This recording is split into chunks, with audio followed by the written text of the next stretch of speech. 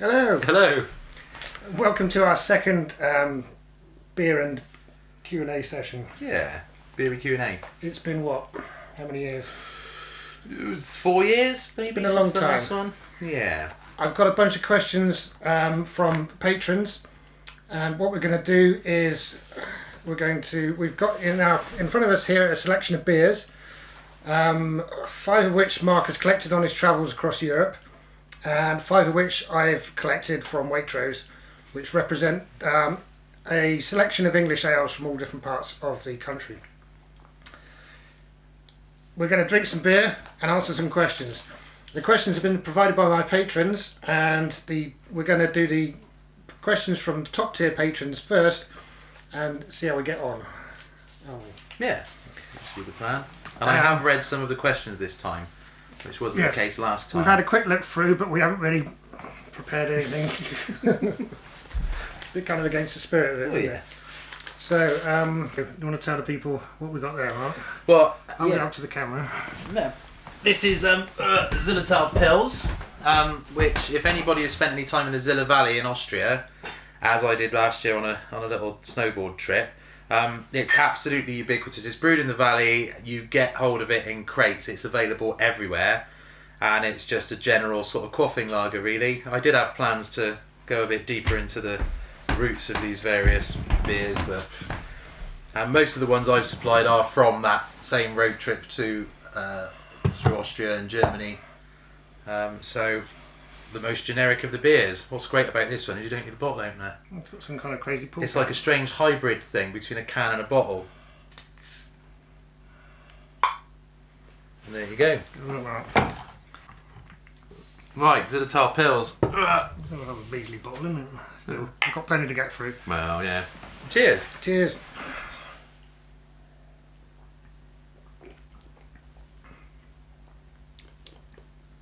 Generic lager. I think the idea is when you come off the mountains, you drink about 20 of these, and Yeah, I can see that, but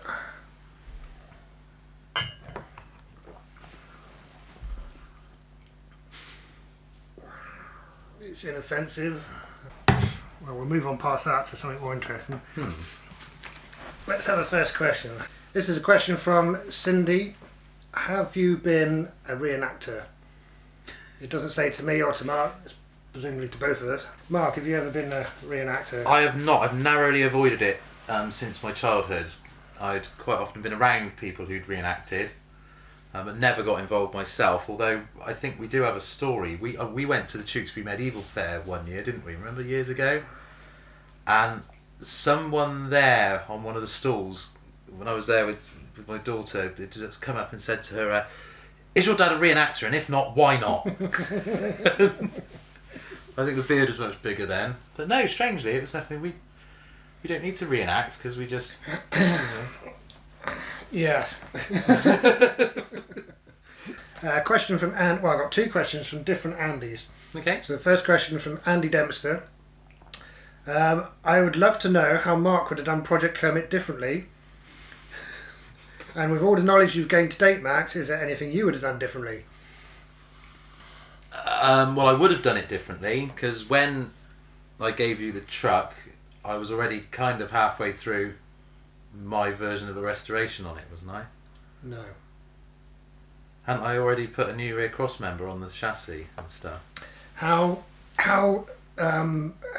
recently had you done that, Mark? Well, that was maybe 12 years ago. Yeah. Yeah, okay. So how I would have done it differently is the welding would have probably been a lot worse. Plenty of that showed up in the videos, I think. Well, here's the thing. Would you have ever done a full restoration on Kermit? No, the plan was only ever to get it roadworthy again, which involved putting the rear cross member on it, which I kind of bodged on. So there's the big difference. Mark would have done basically what I did with that Land Rover, with the small Land Rover, of just drag it out of the bushes and get it roadworthy and call it done. But of course, as it happened, just after I put the cross member on, I acquired another Land Rover that was in much better condition, so it kind of just sat there then for 10 years gathering dust and rust. Have you ever had a hankering to rebuild a Land Rover from scratch? Yeah, From the chassis up? I've always quite like the idea of starting with a brand new chassis. You know, something I'd never done and something I'd always liked to have done. You know, just bitten the bullet, bought a proper galvanised chassis, stuck it there, and then, you know, bit by bit done it from scratch. But I'd never had the time. That's always the problem. Something always comes up, doesn't it? So, yeah. So I probably would never have done a full restoration on Kermit. It was more that Kermit had a family link because it belonged to my dad and stuff. It had been in the family since the mid 1980s, so it was something I just couldn't bring myself to take to the scrapyard, which is why it just sat on the drive for 12 years. And now it lives again. Well, yeah. I mean, today we've been wheel spinning it around the the yard, which is pretty cool. You're that close. Yeah, I mean, it didn't used to wheel spin, so I mean that's the thing. Oh. And he also asks, by the way, I am looking at a lightweight project and wondering where to start. So I would say you've got to decide whether you're going to take my approach or Mark's approach, whether you're going to do a complete restoration or whether you're going to get it roadworthy. Because if you're going to do what I've done, it's really straightforward where to start. You just pull it all to bits. You strip it right down to the chassis, and I wish I'd done that with the other Land Rover, the first restoration series I'd done, because it's an enormous amount of work. But once you commit to that, it's straightforward. You simply pull it apart until there's nothing left, and then you look at the remains and you wonder, what have I done? And more often than not, it remains in that state for an alarming amount of time. Yes, but the other thing, the one that I just got roadworthy is no longer roadworthy. It's carried on deteriorating. Yeah. Whereas the thing is, Kermit has been renewed, it's been reborn, and if Kermit doesn't last another 40 years, it's not because it's going to fall apart, it's because something catastrophic's happened to it. Yeah, essentially. What we're going to do is go from the most generic polite foreign beer to the most generic polite beer of what I've got. Gem. Yep, it's a bottle of Gem Ales. from Bath Ales. And if you're having any kind of party, they'll do a good deal on a barrel of that stuff normally. It's going really well. So I haven't drunk any of this for years, but I remember it's been perfectly acceptable ale. Well, I know exactly what to expect with Gem, so this is good.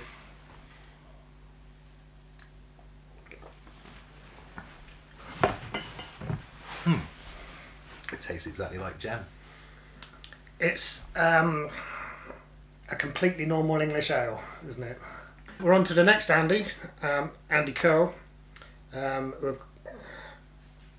Well, the first one's for me. You can ask me that one. So, Andy Curl, question for Max.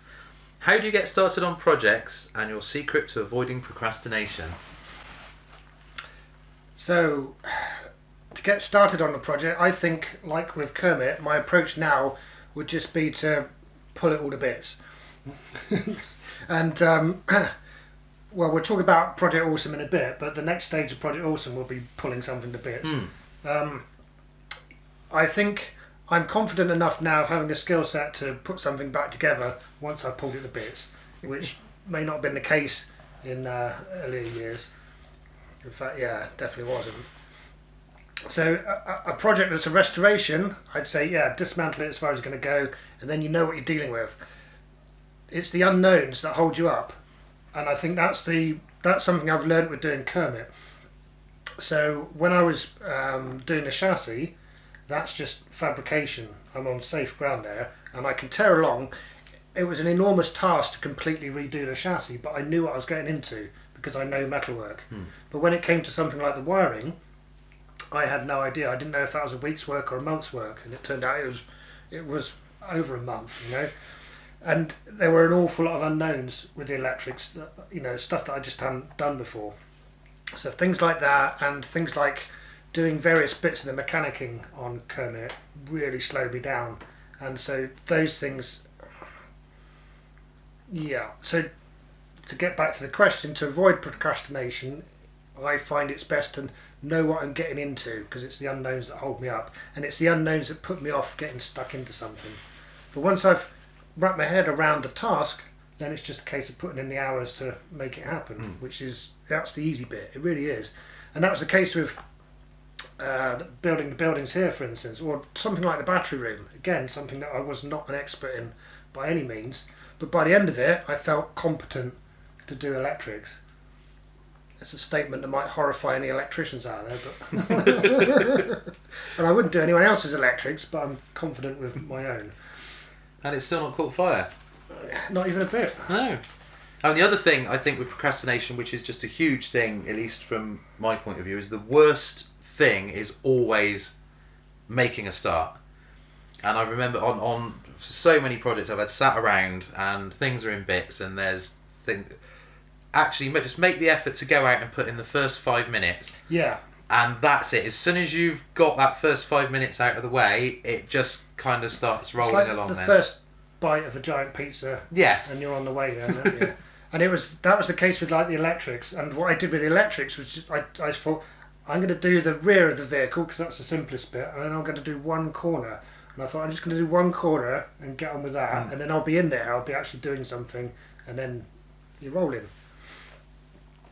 Question for Mark then. This is Andy again. Mark, how do you manage to remain so chilled in today's challenging world? So I can't work out whether this guy actually knows me, and this is a tongue-in-cheek question, because I really don't. Really, I end up getting involved in a lot of these projects that I get involved in just to take my mind off of the modern world a little bit. Yeah, so today's challenging world challenges Mark just as much as anyone else. A Teague? Yes. Question: what is the one item you'd like or project you've yet to do that would improve off-grid living? Well, after the disastrous yield of my crop, put an irrigation lake. That would improve things considerably.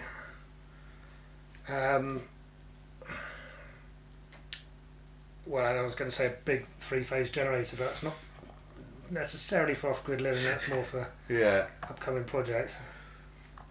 But yeah, I'd go with the lake. Yeah, I mean, is the lake an option? Yes, I have some ideas. Okay. Right, we've got one from Family Plans. How do you deal with internet trolls or negative comments? Do you take it personally, or do you just think, nah, and go about your day? Mark, how do you deal with internet trolls? How do I know that one? It depends on my mood, I think. And the type of trolling as well, because I mean, the word troll has become used, I think, a lot out of turn. The whole original concept of a troll was someone who deliberately put forward an opinion that was designed to cause friction, and that can be good and bad. I mean, there's good trolling. There's people who come along and it's literally just banter, and you can have a bit of fun with it. There's other people, and I think YouTube particularly is a place where I've found this, people who just seem to want to be horrible for the sake of it. Someone with no knowledge of what it is that they're on about, or what you've done in your video, and they'll come up with something just utterly ludicrous. And you taught me a lot about ignoring them. In fact, you came up with some proper wisdom that has actually helped, because you were always a lot more calm with these people than me. But I believe it went something like, are they right? Does it matter? Do I care? Or something. And when you just break it down into that, it's like, are they right? Well, no. Does it matter? No. Do I care? Not anymore. And that does. I remember I did one of my Land Rover videos I did where you came around and did some welding and everything. And for whatever reason, it ended up getting quite a lot of views. And I had some bizarre stuff. I had some guy really rip into me on there, telling me how I was endangering people's lives by repairing a chassis. And I sort of, I went back a little bit and sort of said, well, this is a bit crazy, isn't it? It was originally made by man. It's every bit is, and he got quite defensive about it. In fact, he's one of the few people I've ever blocked for that, because he was just being properly offensive, accusing me of being a sort of child murderer and stuff for daring to weld a chassis. So That's a bit bizarre, but then I think some people just go around YouTube looking for things to be controversial about. I mean, I remember you had a guy, I think it was on one of your planning videos, who started getting properly threatening about how you were, playing the system and all this nonsense. I've had all some sorts comments of about those. the shotgun or something, wasn't it? Yes, someone didn't just tell me to kill myself, but explained the method. It's a bit more than you know. Yeah. There's no need. A video in which I set out to explain, because people had asked me, I set out to explain how I'd come about, how I'd bought this place, how I managed to live here, and so on and so forth, and how I'd done it without having any capital to begin with. It's not a... It's hard to take offence at that, but somebody managed it. Yeah, but that comment, I don't know. For years up to that point, I'd been quite zen about them, but that made me take them down for a couple of years. I must admit, it does get to you in the end, no matter how cool you are to begin with. Yeah, and I think that many YouTubers have that same thing. That from the point of view of the person having a go at you, they might only be doing it once or twice, but from the receiving end, having made hundreds or so videos, having a few million views on your channel. Do you see what I mean? The people giving it out might be thinking, "Oh, I'm just having a go at one person," but when you receive it from a few thousand over the years, it does. I think it chips away at anybody. If it doesn't, then they're psychopathic. The other thing I find, or maybe we're straying away from strict definition of trolling, but the sort of people who have always got something really smart to say that is if you've never considered it a million times when you were working on a project. But and I always do this now, if they say, you should have done it like this, and you click on their channel and you can guarantee this channel has no content. And quite often when they've been really coming up with daft stuff, I'll say, well, I've subscribed to you now and I look forward to seeing your first video on the subject, which is a bit bitchy, but if somebody really cares that much that they're going to come on to your channel and start... I love constructive criticism. There's been so many people who've said things, particularly on some of the electronics projects I've put on my channel. There's some of the Project Awesome stuff in the old days. But you considered these aren't this? trolls. These are they might be negative. Yeah. But that's because you've done something wrong. Yeah. And that was like with the oil seal on the engine. I looked into that and that was completely right. I put an oil seal in wrong, and had I fitted everything else, fired it up, taken it for a test drive, and it started leaking, I'd have been most upset. So that was extremely useful in that. And that was a negative comment, but it was right. That's constructive criticism. And I would try and be man enough to take that on the chin. Yeah, absolutely. And admit to it as well. And the other things I find though are, what I try and do now is try and decide the intent, because if someone is just trying to wind you up, I would generally lose interest in the conversation. But like when I made that my pocket knife, a couple of people took real umbrage at that, saying it was an offensive weapon, and it's not. It falls under the remit of a folding pocket knife, and I was able to quote case law and the relevant knife acts and the whole shebang. But still, people are arguing with me about it. But I don't like to leave those comments unanswered in the comments section, because people would look at those and think, they will take away something that's the wrong fact. It's not the wrong opinion, it's the wrong fact. So those ones I'll tend to correct. But yeah, you've got to just not let it get to you, because if it gets to you, then you won't be able to carry on. Yeah, and that's the whole thing. You'll suddenly think, well, I'm just not going to post anything anymore. And I think a lot of people have ended up in that situation. Yes, a great deal. And that's why the average YouTube channel lifespan is about 5 years. For someone that goes into it full time, they tend to last about 5 years overall. Question from Matt Swan, and I would say a big thank you to Matt for being one of my top supporters. Mark, what is your favourite piece of music? Thank you. Do you ever drink wine? Well, yes. My favourite piece of music, it's so difficult because I like so much music. And when somebody says piece of music, am I thinking sort of big classical epic thing? I mean, obviously huge Pink Floyd fan in my early days, so there's entire albums there that I would think the work of genius, stuff like the sort of, Dark Side of the Moon, stuff like that. Some of the stuff I was really into, but then stuff like Cardiacs, and if I had to name one song as being, well, one particular tune, maybe something called Nurses Whispering Verses by Cardiacs from an album called Sing to God, which I think is an absolute genius piece of work. Some people find it completely unlistenable to. But yeah, it's a tricky one because, and it depends a lot on mood as well. I can flip between listening to something for a while. I thought Can't Get You Out of My Head by Kylie Minogue was the best pop song ever written. So I think it's up there. Yeah, I'd go with Suspicious Minds. Okay. The Fine Young Cannibals version. Oh, okay. That's out there. David Baker, and I would say a big thank you to David for commenting on everything that I ever do in a positive light.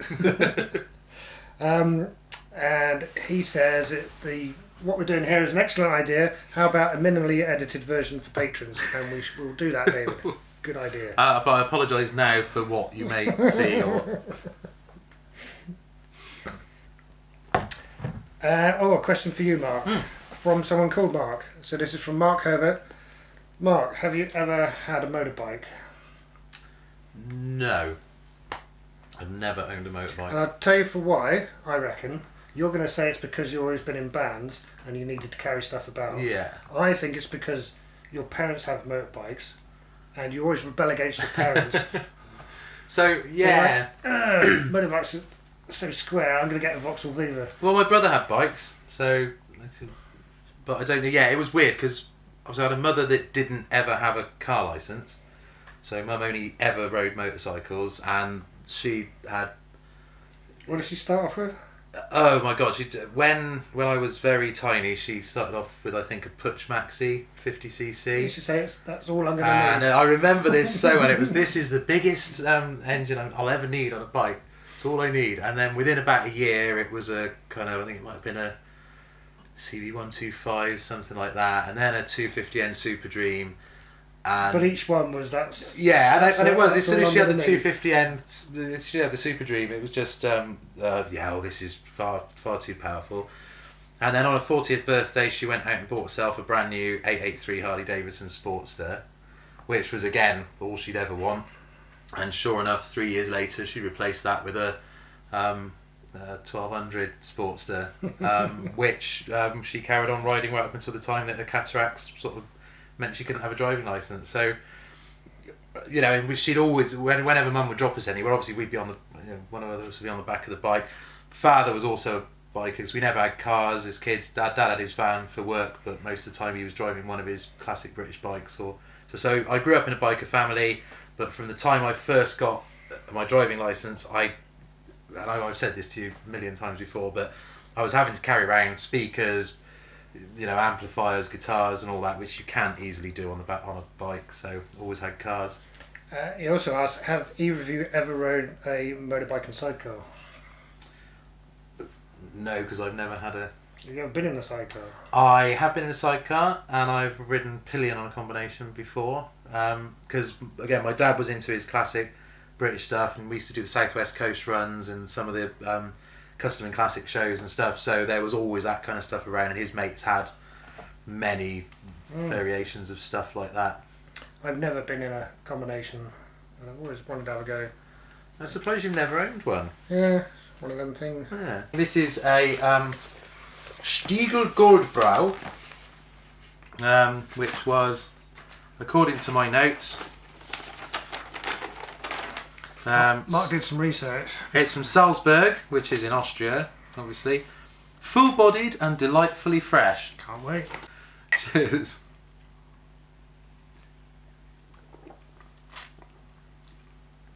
Oh, it's got a bit Yeah, more than the that has a lot more body to it. Would you say? well, as it said, full As it body. says, yeah, it is full bodied. Yeah, that's good. Hmm. As advertised. I don't know if I've ever had one of those before either. So, well, Salzburg full-bodied. It is then.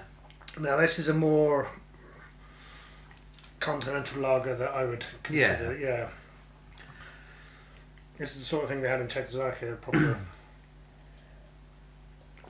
This is a proper European beer. That's what I would call it. Yeah, this is much more. It's got a lot more going on than that first one. Oh, and a question about beer. Aha. This is from Rob DD, and it says that. Well, I'm going to ask you this, Mark, because you know a lot more about brewing than I do. Rob used to brew a lot of beer when he lived in tropical Australia, and always had trouble keeping the temperature constant and cool. It'd be interesting to know how you keep it warm over here, as he lives in Ireland now. Do you make, when you brew beer, do you make any effort to warm it? Well, beyond the actual, if I'm doing full mash, beyond the initial mashing temperatures, which are quite critical to get your diastatics all right. No, I'm a terrible pleb when it comes to that. As soon as I've pitched the yeast in, it's at room temperature. I don't have a particularly heated house. Never really been into the heating too much. Sometimes. So yes, that is something to point out actually, because I was just thinking that I've done the same. I've never made any effort to regulate the temperature in it, but we both live. You know, it's easy to forget how warm a lot of people keep their houses. Yeah. You know? And I certainly notice that. If I've got the heating on in my house, it's normally because it's sub-zero outside and I'm keeping it above freezing inside. But I've been working away in London the last few weeks, and I'll be walking around in a t-shirt while people are wandering around dressed up like Eskimos. And people come up to me in the street occasionally and say, "Aren't you cold?" And I'm like, "Aren't you warm?" But I've found with most beer, if I'm brewing ale or and even with the cider, which I generally brewed in big vats outside, the temperature just to me seemed to dictate how long the fermentation lasted.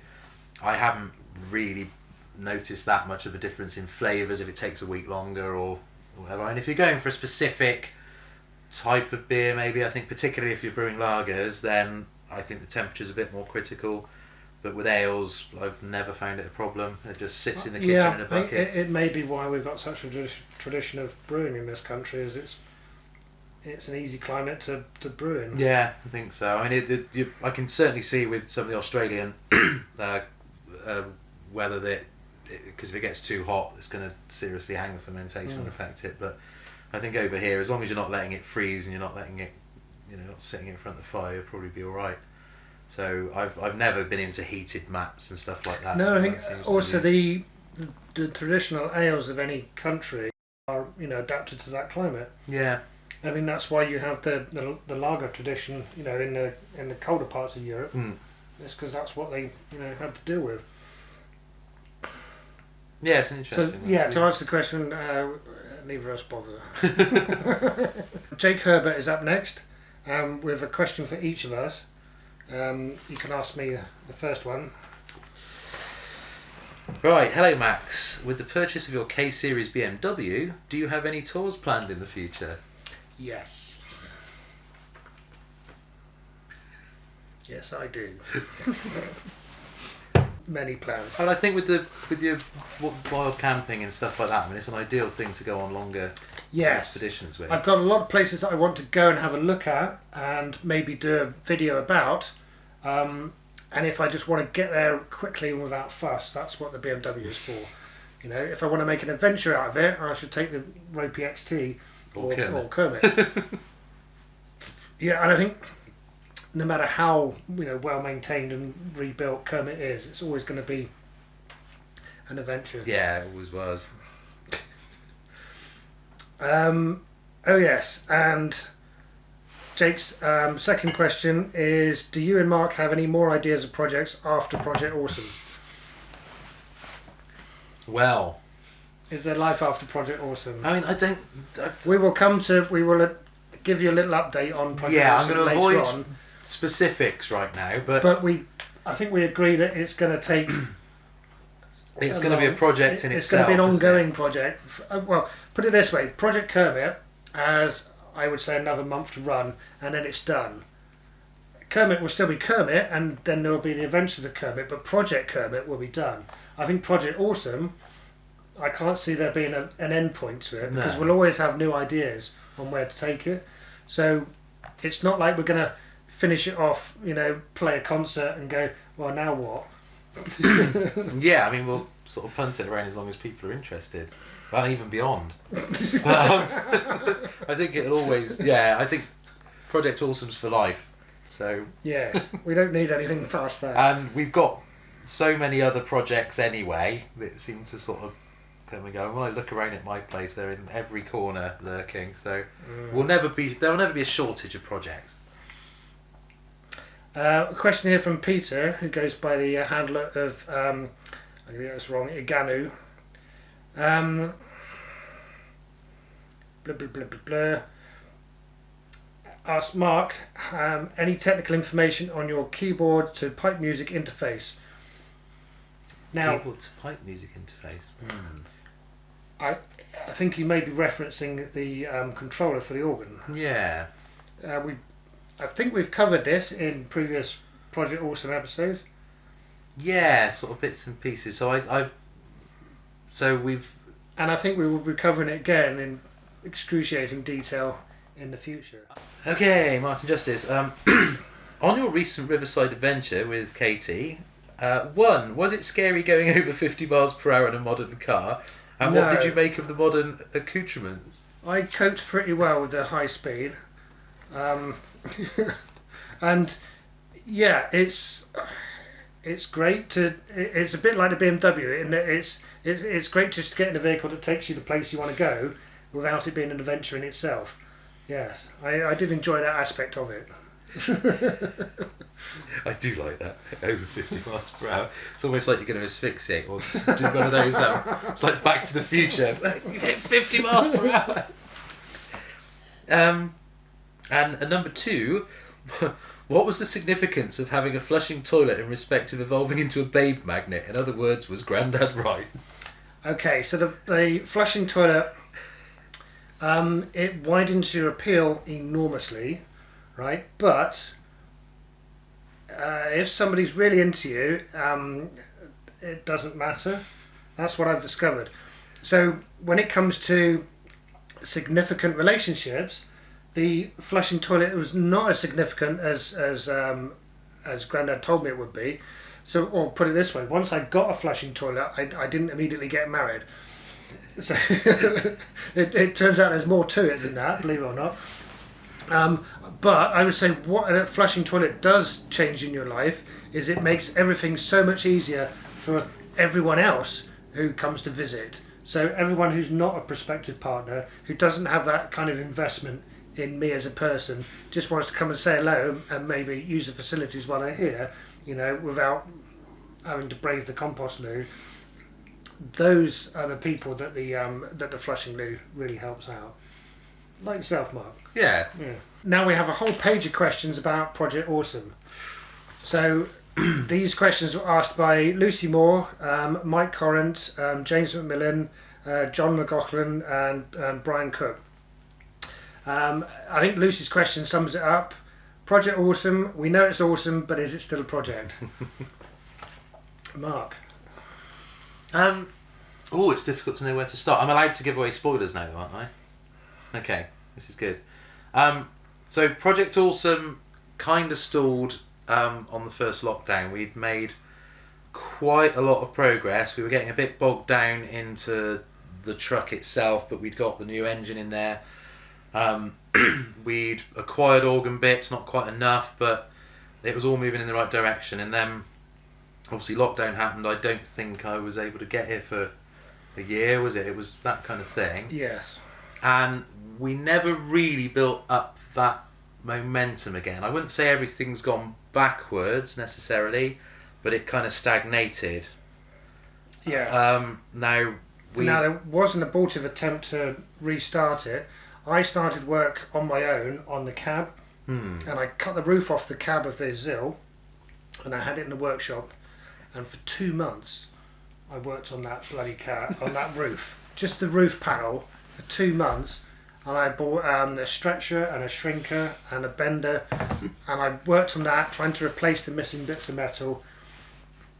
I got nowhere, quite honestly. I got nowhere, and I was regularly getting messages. Bloody thing. Yeah, it's And I got many hours of footage that will never see the light of day because there's no point to it. I never finished it, and that roof is not going to be finished. I've come up with a completely different plan for that because we're not restoring a ZIL. There's no need for that. We need it on the cab as a roof on the cab, and I've got a better idea to do that, which you'll see in the future. But to answer the question, we know it's awesome, but is it still a project? Yes, it is still a project. We're still acquiring stuff, and in fact, very recently, we finally managed to get a blower unit big enough to actually blow the pressure of the pipes that we need. That involved a trip down to, was it Surrey or yes, down that way, wasn't it? Yes, we're on the outskirts of London down there, and when we say a blower, so we've had the bouncy castle blowers. Yeah. So we've got the small one that powers my forge, the little yellow one. Then we bought 2 substantial bouncy castle blowers. Yeah. We've got a foundry blower as well, and then we've got this thing, which pretty much took up the bed of my trailer. It's probably a little bit more than we need. Yeah, it's a little bit higher capacity than we need, but it's really tricky getting hold of blowers of that kind of size, and they're quite specific. And this one was from a theatre organ. We couldn't work out which one, but the guy, when we went down to pick it up from the guy also had a wind regulator of the suitable pressure, and a tremulant, which I know some people had asked about before, which you need for sort of theatre organ type pipes. So how it stands now, we have got enough pipe work, enough actual wind chests, which are in reasonable condition, and the blower, the wind regulator, the tremulant, the control kit. We've got enough bits now to be able to assemble an actual working organ, which was a stage we weren't really at before. There was always one part missing, or there would be so once we've got a venue to put it in,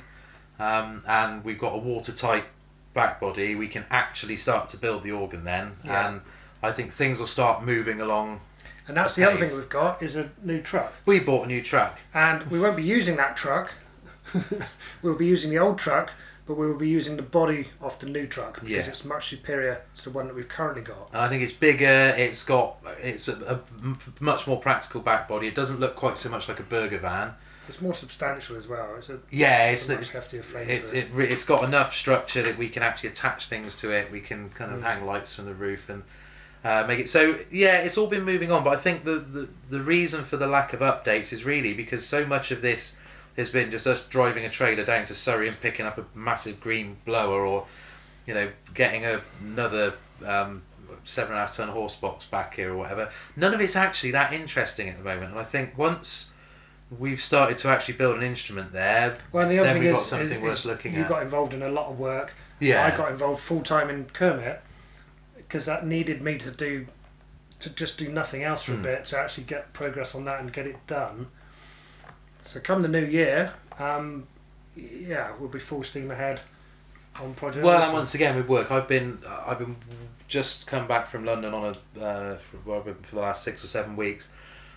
Before that, I was abroad for a few weeks, and last year, because post lockdown, I said I would not turn down any work. Every bit of work that came in, I took on. So I just wasn't around, which is why my channel has had nothing on it for over a year. I've just been trying to get back on the work thing really. But now the contract in London's finished. After Christmas, I'm taking a couple of months off. I'm going to take on very little in the spring. And then hopefully we can just kickstart that again and make it all move forward a bit. Which we've already done bits of work on the truck that we brought back here. Yeah. But again, it's just not very interesting yet. So what we're going to do is get properly stuck into it. As soon as Kermit is roadworthy, I should be properly stuck into it, and you might have a bit of work in the new year, and then Mark will be properly stuck into it as well. We're going to do, I won't say frequent, we're going to do updates, maybe regular updates even, for patrons, and then at some point, once we've got a substantial amount of Project Awesome done, we'll relaunch it and take it from there and make it awesome again. So yeah. Sounds like a plan. Yeah, it's a pretty good plan.